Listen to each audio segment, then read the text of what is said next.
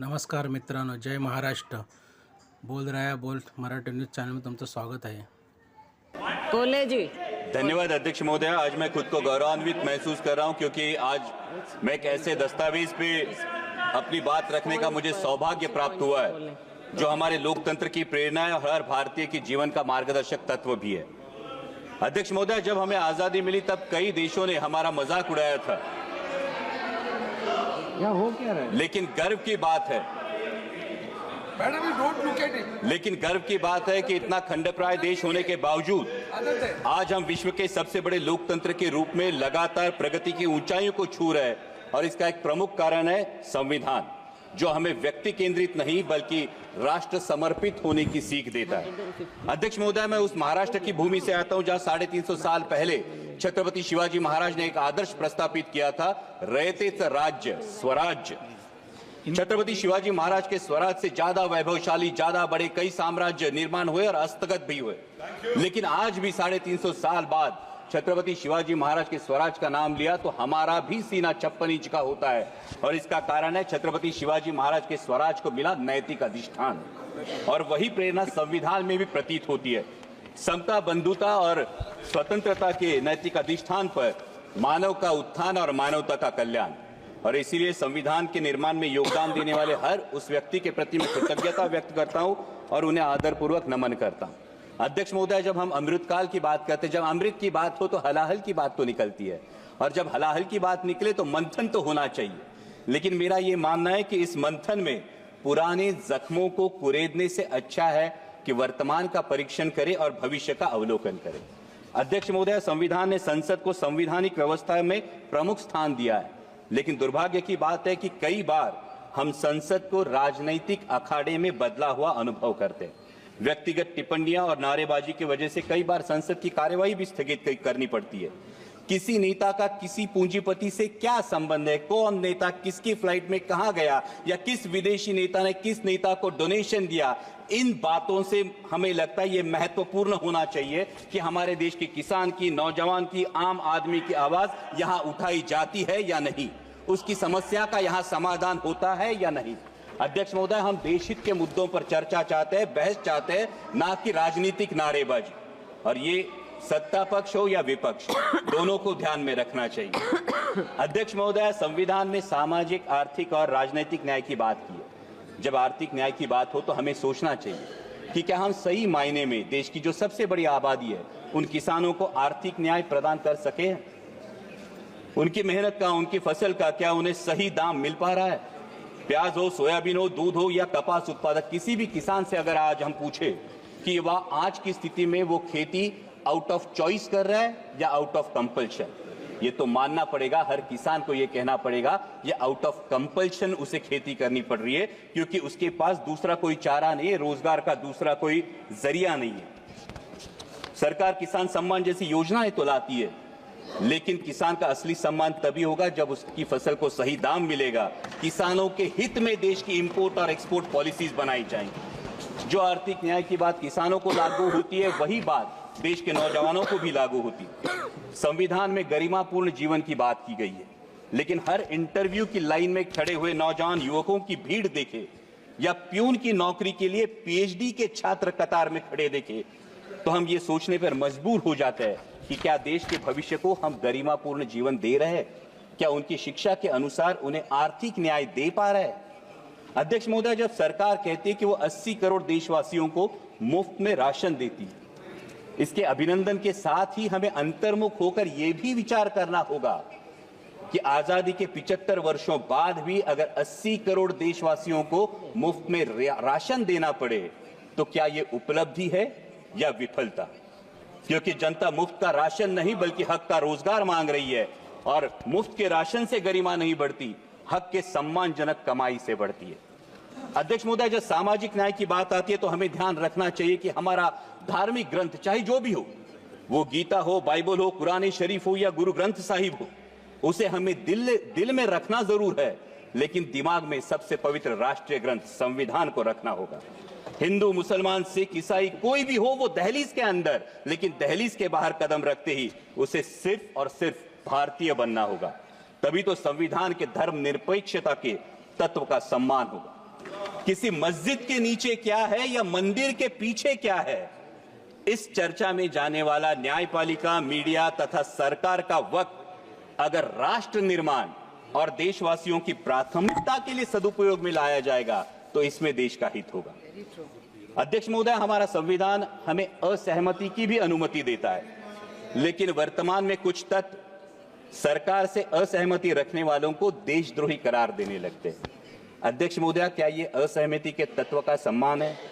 देश को आजाद कराने वाले सत्याग्रहियों और क्रांतिकारियों के बीच भी आजादी के मार्ग को लेकर असहमति जरूर थी, लेकिन दोनों का मकसद एक ही था, देश की आजादी। और इसी प्रकार आजाद भारत में भी असहमति का मकसद एक ही होना चाहिए, वो है देश हित। अध्यक्ष महोदय, डॉक्टर बाबा साहेब आंबेडकर ने कहा था कि संविधान मात्र एक कानूनी दस्तावेज नहीं है, बल्कि हमारे जीवन का सारथी है। लेकिन आज हमारी शिक्षा प्रणाली में नागरिक शास्त्र का अध्ययन महज 20 मार्क के लिए होता है, महज 20 मार्कों के लिए। और शालेय शिक्षा के बाद तो जैसे आम नागरिक का नागरिक शास्त्र से हाथ ही छूट जाता है। आज हम देख रहे हैं कि शहरी आबादी लगातार बढ़ती जा रही है, लेकिन शहरों में वोटिंग परसेंटेज लगातार घटता जा रहा है। कई मतदाताओं तो ये तक पता नहीं होता कि स्थानिक स्वराज्य संस्थाओं का काम क्या है, विधानसभा का काम क्या है और संसद का काम क्या है। और ये भी वास्तविकता है कि कई बार मतदान जाति के आधार पर होता है या फिर धर्म के आधार पर होता है। इस स्थिति से उभरने के लिए हमें नींव मजबूत करनी होगी, न कि सिर्फ स्कूलों में बल्कि कॉलेजों में, कॉर्पोरेट में, कंपनियों में संविधान के प्रति सजगता के लिए हमें ठोस कार्यक्रम के बारे में सोचना होगा। और अध्यक्ष महोदय, अंत में मैं बात करूंगा राजनीतिक न्याय की। हमारे संविधान ने एक व्यक्ति एक वोट का अंगीकार किया है, और यह संविधान की खूबसूरती है कि देश की झुग्गी झोपड़ी में बसने वाले एक सामान्य देशवासी को भी एक मत का अधिकार है, और देश के आदरणीय प्रधानमंत्री जी को भी एक ही मत का अधिकार है। और इसलिए मैं मानता हूं कि हमारा वोट ये सिर्फ संविधान ने दिया हुआ अधिकार नहीं, ये हमें दिया हुआ एक बेशकीमती उपहार है। लेकिन अध्यक्ष महोदय, अगर हमारी कोई बेशकीमती चीज अगर खो जाती है या चोरी हो जाती है तो हम क्या करते हैं? हम शिकायत करते हैं। और अगर दरोगा कहे कि चोरी हुई नहीं तो हम क्या करते हैं? फिर हम अपने आप से तहकीकात करने की कोशिश करते हैं, हम तफ्तीश करने की कोशिश करते हैं। लेकिन अध्यक्ष महोदया, महाराष्ट्र के विधानसभा चुनाव में कई मतदाताओं को आशंका है कि या तो उनका दिया हुआ वोट खो गया या फिर चोरी हो गया।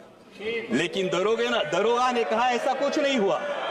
और इसलिए महाराष्ट्र, सर ये तो लोगों का कहना है, इसलिए महाराष्ट्र के सोलापुर जिले के मार्कड़वाड़ी के लोगों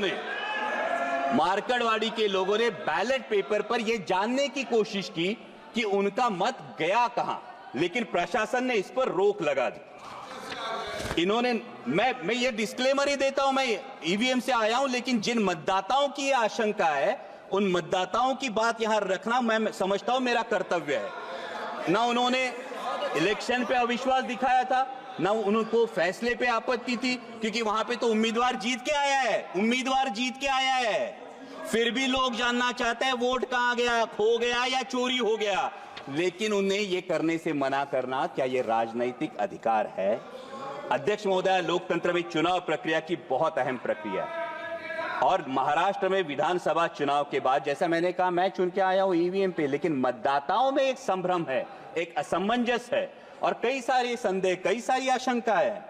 लोकसभा चुनाव के बाद महज 6 महीनों में लाखों मतदाताओं के नाम मतदाता सूची में जुड़े हैं, और इलेक्शन कमीशन बार बार मांग करने के बाद भी ये सूची विपक्ष को नहीं सौंप रही है।